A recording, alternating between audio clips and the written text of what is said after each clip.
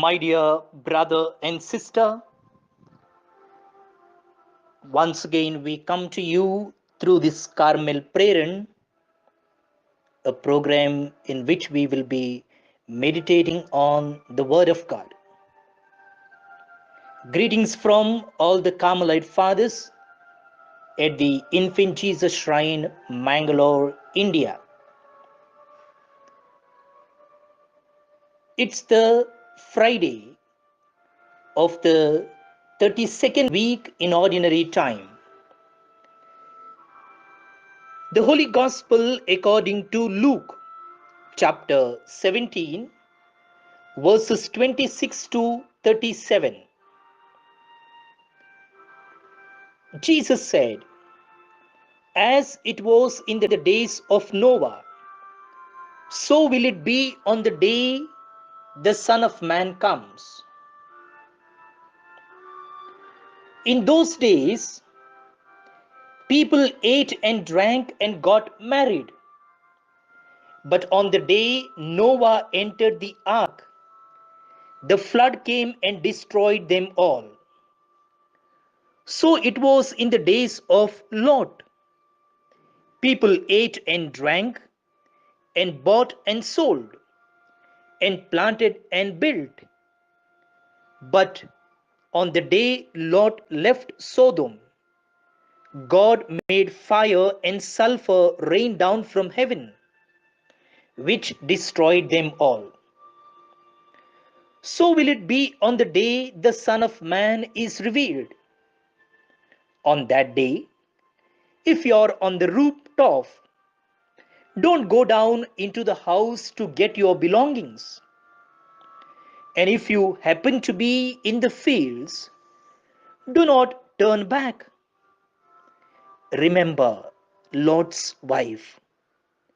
Whoever tries to save his life will lose it, but whoever gives his life will be born again. I tell you, though two men are sharing the same bed, it might happen that one will be taken and the other left. Though two women are grinding meal together, one might be taken and the other left. Then they asked Jesus, "Where will this take place, Lord?" And he answered, "Where the body is, there too will the vultures gather. Where the body is, there too will the vultures gather."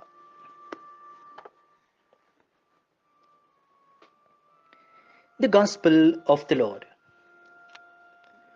Praise to you, Lord Jesus Christ.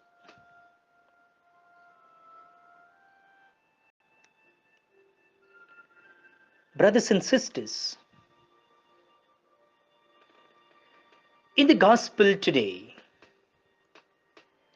Jesus quotes a familiar proverb to his audience. Which is that proverb? Where the body is, there the vultures gather. Where the body is, there too will the vultures gather. Vultures are attracted to carcass of dying or dead animals. The book of Job describes the eagle spying out its prey from afar. Vultures spying out their prey from afar. Job chapter 39, verse 29. Vultures stoop to catch their prey when the conditions are right, especially if the prey is exposed and vulnerable to a surprise attack. Severely weakened or dying prey have no chance of warding off forces that can destroy and kill it.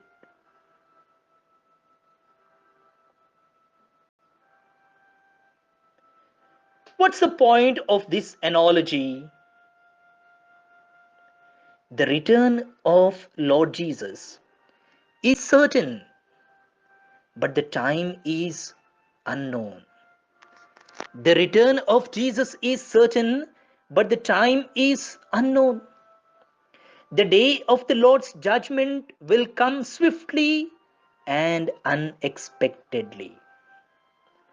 Jesus wants his listeners to not to be caught off guard when that day arrives. It will surely come in God's good time. What does Jesus mean when he says that one person will be taken and the other left? What did he say? Though two men are sharing the same bed, it might happen that one will be taken and the other left. Though two women are grinding meal together, one might be taken and the other left. What is the meaning of this? My dear friends, God judges each person individually on how they have responded to his mercy and his gracious invitation to accept or reject his kingdom. It is an individual judgment, not a common judgment. We cannot pass off personal responsibility and accountability for how we have lived our lives to someone else, such as a close friend, spouse, or family member. I can't be saying, you ask my wife, you ask my husband, you ask my children. No, it is a personal call and we are individually responsible and accountable. My dear friends, God's judgment is good news for those who are ready to meet Him. Those who have studied well for the exam have no fear of exam. Their reward is God Himself, the source and author of all that is good, truth, beauty, love, and everlasting life. The people in Noah's time ignored the Lord's warning of impending judgment. They missed the boat. Literally, whose boat are you taking, my dear friend? The world's boat to short lived success and happiness, or God's boat to an eternal kingdom and bliss with Him? Those whose hope is firmly anchored in heaven will not be disappointed when God's judgment comes. They rejoice even now that they will see the Lord in His glory. Is your hope, my dear friend, is your hope placed in God and His kingdom?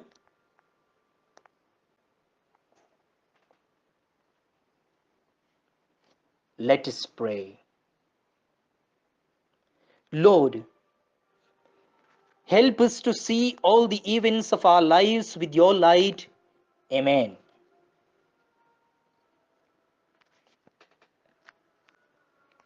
Brothers and sisters, joined as a family through this Carmel Preran, we are brothers and sisters to each one. You remember that incident in the Gospel where the friends of a paralyzed man brought him to Jesus. And it is because of their faith Jesus healed the sick. My dear brothers and sisters, our faith, our intercession, our praying for others not only bring about healing and liberation to our own life, but also can work miracles in the lives of the other. Do you believe this? It is truth, my dear friends. It is fact. It is reality. It is the assurance, promise of God. Shall we try? Shall we pray for the other? who has requested our sincere prayers? Shall we pray for a miracle in their lives?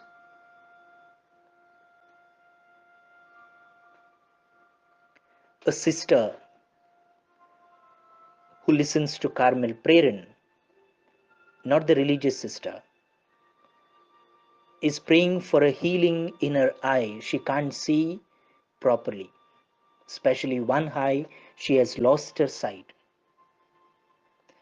There is a sister working abroad in a dilemma whether she has to leave the work and come and join the family or should continue to work abroad.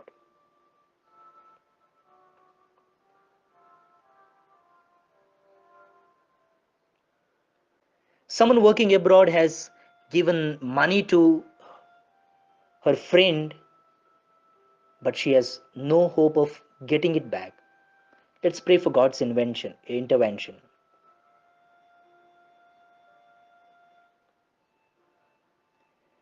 A brother of ours has lost a job in Dubai and he's looking for a good job.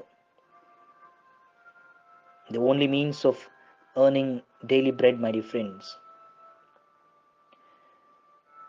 A sister is asking our prayers for her employer. She's not able to eat, not able to drink, hospitalized.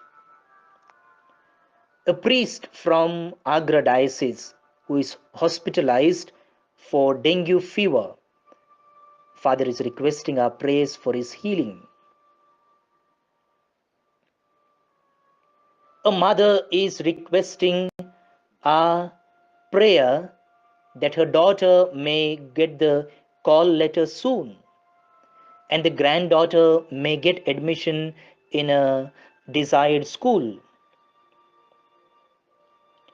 Sister is praying for her two brothers who are alcoholics. A sister is praying for her business. Also, peace in the family. A brother is having acute pain in the stomach for many days. A sister and her friend is facing a lot of problems with regard to renewal of the visa. She is sincerely, humbly asking our prayers. And also, my dear friend, one sister has lost her passport and praying for that the process of getting a new passport may go on well.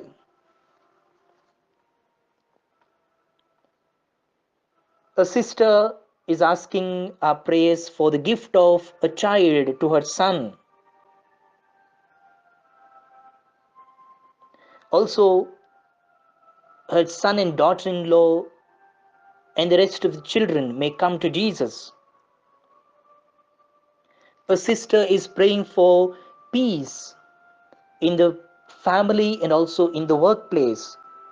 And also her mummy is suffering from heart pain and a block in the heart. She's asking for God's mercy and healing. These are the few petitions, my dear friends, that we have received today. These are not only the petitions of those who have sent us, but many people who are facing similar problems. Let's bring them all to Jesus, along with our own personal intentions and petitions. Remember, I told you, because of the faith of those people who brought that man to Jesus, Jesus healed the paralyzed. It is because of our faith, our knocking and praying for these intentions, my dear friends, Jesus can work miracle in their lives.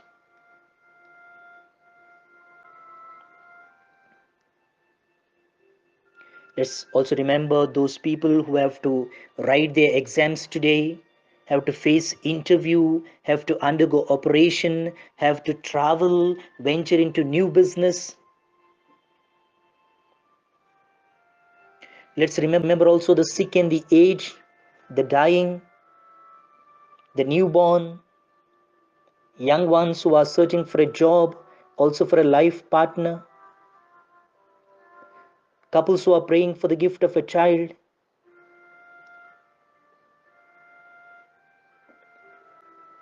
Our Father, who art in heaven, hallowed be thy name. Thy kingdom come, thy will be done on earth as it is in heaven. Give us this day our daily bread, and forgive us our trespasses, as we forgive those who trespass against us. And lead us not into temptation, but deliver us from evil. Amen. Hail Mary, full of grace, the Lord is with you. Blessed are you among women, and blessed is the fruit of your womb, Jesus. Holy Mary, Mother of God, pray for us sinners, now and at the hour of our death. Amen. All glory be to the Father, and to the Son, and to the Holy Spirit, as it was in the beginning, is now, and ever shall be, world without end. Amen. Remember once again, my dear friends, all your intentions and petitions, also people to whom you have promised your prayers, your own family members, people working abroad, and pray for God's blessing. May Almighty God bless you, the Father, and the Son, and the Holy Spirit. Amen. This is Father Stephen Pereira, Carmelite priest. Our WhatsApp number is 91, that is the Indian code. The number is 94812 63229. 94812 63229. Thank you. Have a great day.